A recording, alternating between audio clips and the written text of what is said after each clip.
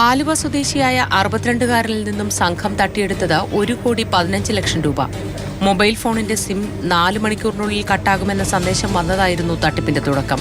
Phone number online തട്ടിപ്പിൽ ഉൾപ്പെട്ടിട്ടുണ്ടെന്നും Mumbai police കേസെടുത്തിട്ടുണ്ടെന്നും വയോധികനെ വിശ്വസിപ്പിച്ചു. മുംബൈ പോലീസ് റെയ്ഡ് ചെയ്ത് പിടിച്ചെടുത്ത 245 ATM കാർഡുകളിൽ ആലുവ സ്വദേശിയുടെ ആധാർ ലിങ്ക് ചെയ്ത ഒരു ATM കാർഡ് ഉണ്ടെന്നും സംഘം തെറ്റിദ്ധരിപ്പിക്കുകയായിരുന്നു.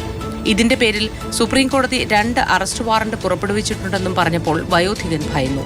പിന്നാലെ കോടതിയുമായി ബന്ധമുള്ള ആളെന്ന വ്യാജേന ഒരാൾ സ്കൈപ്പ് വഴി സംസാരിക്കുകയും കുറെ വ്യാജ നോട്ടീസുകളും പേപ്പറുകളും കാണിക്കുകയും ചെയ്തു. കേസ് ഫ്രീസ് ചെയ്യുന്നതിന് പണം വേണമെന്നും ഇത് തിരികെ നൽകും എന്നുമായിരുന്നു വിശ്വസിപ്പിച്ചത്. ഇങ്ങനെയാണ് 6 പ്രാവശ്യമായി 5 അക്കൗണ്ടുകളിലേക്ക് 1,15 ലക്ഷം രൂപ നൽകിയത്. വീണ്ടും പണം ആവശ്യപ്പെട്ടപ്പോൾ തട്ടിപ്പാണെന്ന് സംശയം തോന്നി പോലീസിനെ സമീപിക്കുകയായിരുന്നു. ജില്ലാ പോലീസ് മേധാവി വൈഭവ് സക്സേനയുടെ മേൽനോട്ടത്തിൽ രൂപീകരിച്ച അന്വേഷണ സംഘമാണ് 2 പേരെ പിടികൂടിയത്.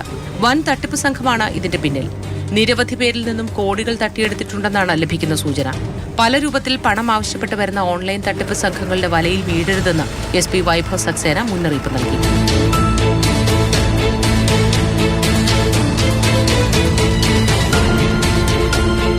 മാതൃഭൂമി ന്യൂസ്, കൊച്ചി.